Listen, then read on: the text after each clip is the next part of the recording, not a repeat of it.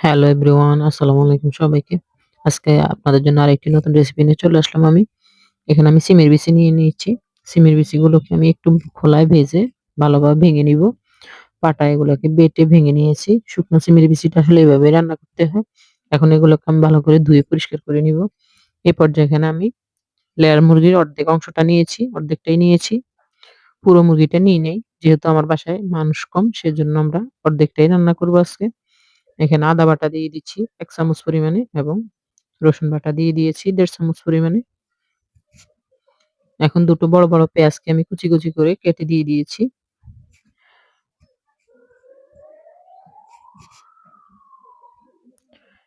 এখন এখানে একে, একে বাকি মসলাগুলো দিয়ে দিচ্ছি। জিরে গুঁড়ো দিয়ে দিলাম ১.৫ চামচ পরিমাণে এবং ধনে গুঁড়ো দিয়ে দিব আমি ১ চামচ পরিমাণে। হলুদ গুঁড়ো দিয়ে দিব ২ চামচ পরিমাণে এবং মরিচ গুঁড়ো দিয়ে দিব ২ চামচ পরিমাণে। আসলে যে যেরকম ঝালটা পছন্দ করেন ঐরকমই দিবেন। আমি একটু ঝালটা বেশি দিব না। মিডিয়ামে রাখবো সেজন্য আমি ২ চামচ পরিমাণে দিয়েছি। আসলে যে যেরকম ঝালটা পছন্দ করেন ঐরকমই দিবেন। যেহেতু আমার বাসার ঝালটা বেশি খেতে পারবে না এবং কি বাচ্চারাও এটা খাবে। সেজন্য আমি এখানে ঝালটা আসলে মিডিয়ামেই দিব। এখানে ২ চামচ পরিমাণে মরিচ দিয়েছি। এখন স্বাদমতো লবণ দিয়ে দিচ্ছি। ১ চামচ পরিমাণে লবণ দিব। আসলে এই মুরগিটা অনেক শক্ত হয়। সেজন্য এটা আমি বেশিরভাগ প্রেশার কুকারেই দিয়ে দেই। দারচিনি দিয়ে দিলাম ৪-৫ টা এবং লবঙ্গ দিয়ে দিব ৪-৫ টা।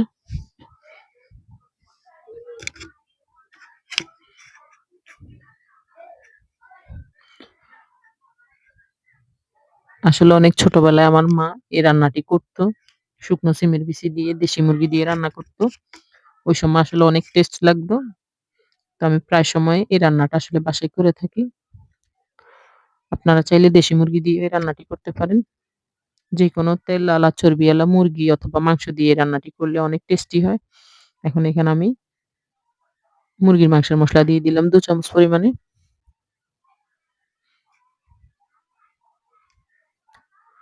বাসায় আপনারা একবার হলেও এভাবে ট্রাই করে দেখবেন। আশা করছি আপনাদের কাছে অনেক ভালো লাগবে।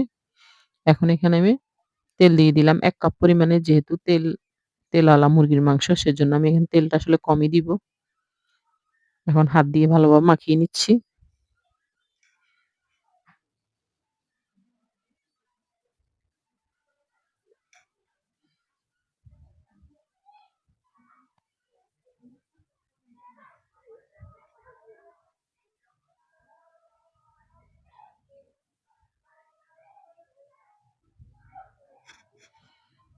১৫ মিনিটের জন্য আমি প্রেসার কুকারে দিয়ে দিব। ১৫ মিনিট পরে আমি আবার আপনাদের সাথে শেয়ার করব।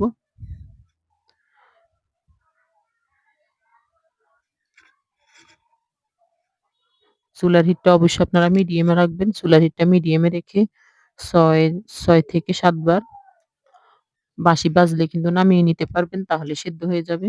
আবার চুলার হিটটা বাড়িয়ে দিলে কিন্তু আবার পুড়ে যাওয়ার চান্স থাকবে। অবশ্যই মিডিয়ামে রাখবেন। যেহেতু প্রেসার কুকারের রান্নাটা পানিটা কম দিয়ে রান্না করতে হয়। এখন দেখেন এখানে আমি ২ কাপ পরিমাণে পানি দিব। এই পানিতে আমার পুরো রান্নাটা হয়ে যাবে। এখন আমি ঢাকনাটা লাগিয়ে দিচ্ছি।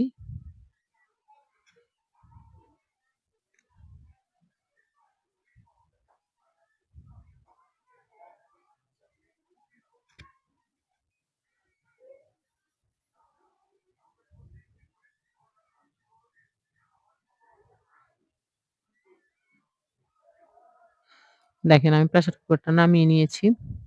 এ পর্যায়ে আমি বাতাসটা সরিয়ে নিচ্ছি।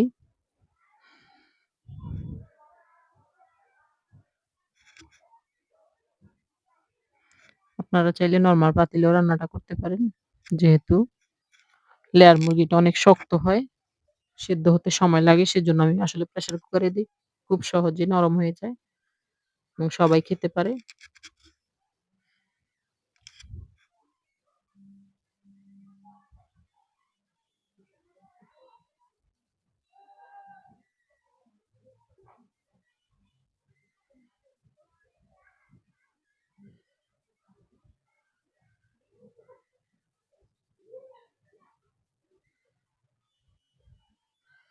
দেখেন আমি নেড়ে-চেড়ে দেখাচ্ছি। এ পর্যায়ে আমি এখানে সিমের বিচিগুলো দিয়ে দিব এবং ১ কাপ পরিমাণে পানি দিয়ে দিব।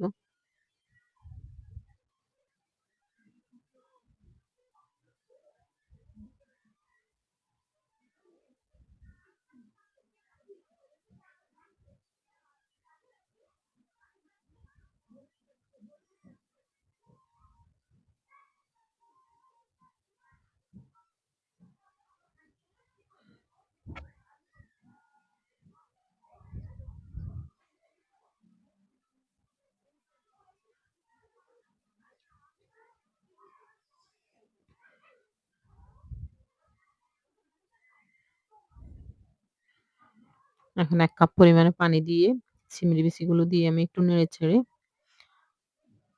২ বার বাঁশি বাজার জন্য আবার চুলায় উঠিয়ে দিব। দেখেন এখন সিমের বিচিগুলো দিয়ে দিচ্ছি।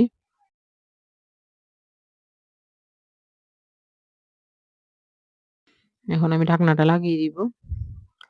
আরেকবার বাঁশি উঠলেই বা ২ বার বাঁশি উঠলে আমি এই সিমের বিচিগুলা নামিয়ে নিব।